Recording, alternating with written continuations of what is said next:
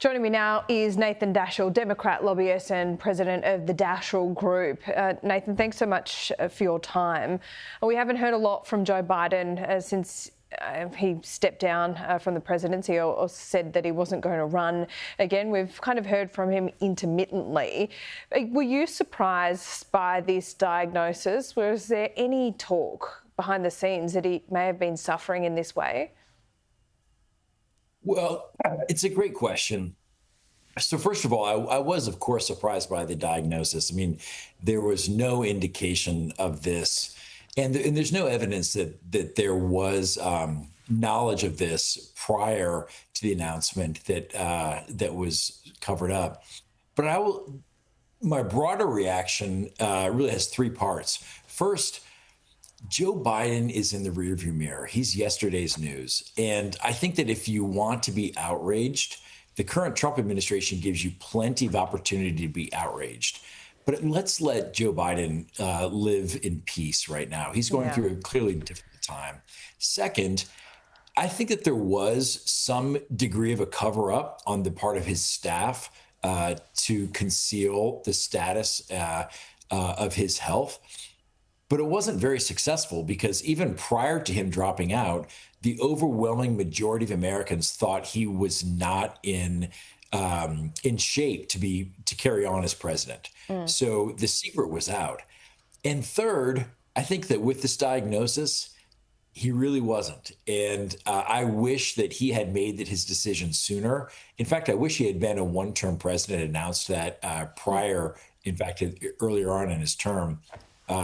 But I do think it's clear that he was not in shape to be president for another 4 years.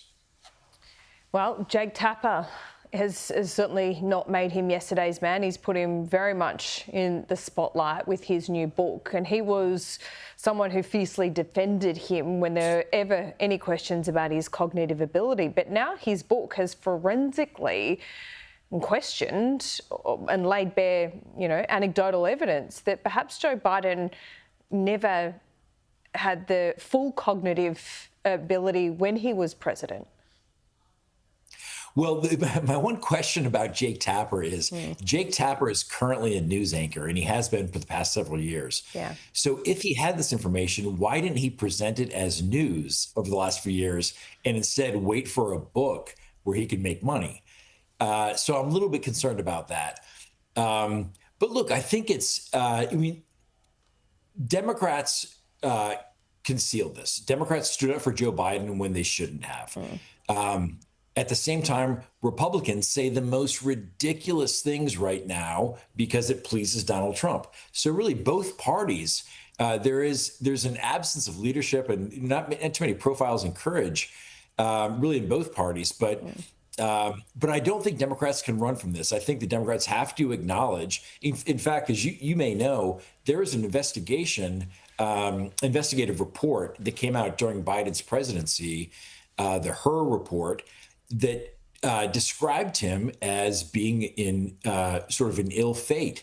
And Democrats pounced on that. They called the investigator partisan, even though there's no evidence that he was. They said it was a hit job. And in reality, he was just speaking the truth. So I do think that Democrats have to come to grips with this. However, at the same time, like I said at the beginning, I think Biden is yesterday's news, and there's so many better reasons to be outraged right now than talking about Biden's health. Nathan, always good to talk to you, though. Thanks so much. We'll check in next week. Likewise.